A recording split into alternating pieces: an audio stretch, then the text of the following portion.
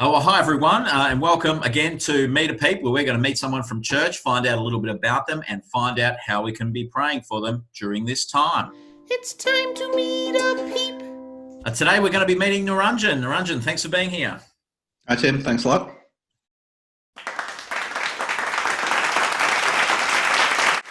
Good to be here. Uh, Niranjan, first of all, tell us a little bit about yourself, your background, who you are, where you're from. Okay, so my background is my parents are from India and Sri Lanka.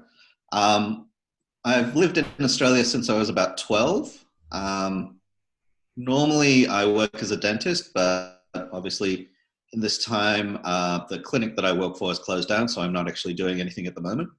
Can you tell us, how did you first come to follow Jesus? So I was lucky that both my parents are Christians, and I was brought up in a Christian home. So I went to Sunday school and went to church pretty much all my life. I guess for me personally, was a it was a it wasn't a immediate process. It was something that sort of was drawn out over time. So I think when I was about 12, 13 years old, my parents took me to a Christian camp, and I think that's the time that I realized what having a personal relationship with Jesus was about. And I think it's sort of shortly after that I decided to fully commit my life to God. Cool. How did you first start coming to church, Niranjan? How did you come to grace?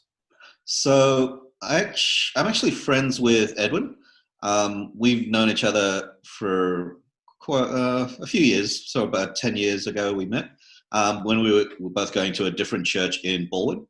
Um, so about 2 years ago, I was looking for a new church, and I was talking to Ed, and he recommended coming to Grace. So I checked it out a few times, and then sort of started coming pretty regularly after that. Niranjan, what have you been doing to occupy yourself during lockdown?